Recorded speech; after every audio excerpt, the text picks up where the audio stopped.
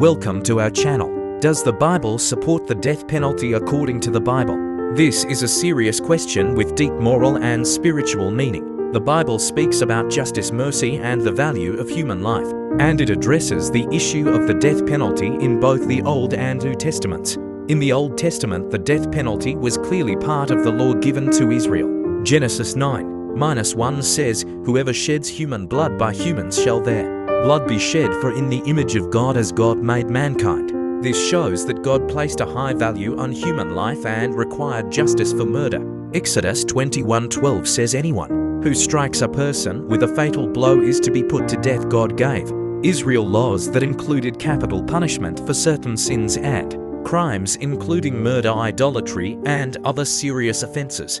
This was part of maintaining justice in a holy nation. But the Bible also shows that God is merciful and patient.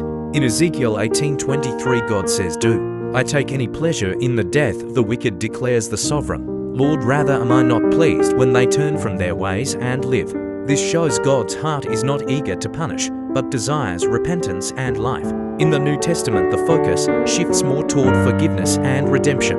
Jesus stopped a crowd from stoning a woman caught in adultery by saying, "Let any one of you who is without sin be the first to throw a stone at her," and they all left. Jesus did not remove justice, but he showed mercy and grace. Romans 13 says the governing authorities are God's servants, agents of wrath to bring punishment on the wrongdoer.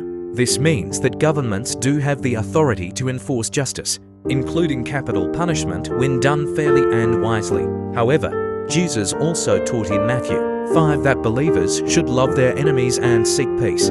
The gospel brings a new focus on forgiveness, mercy, and transformation, not revenge or personal justice. So does the Bible support the death penalty according to the Bible? The Bible shows that God allowed it for justice in the Old Testament and that governments still have authority to use it, but the gospel also teaches us to value mercy and redemption over punishment. Stay curious, stay faithful, and keep exploring.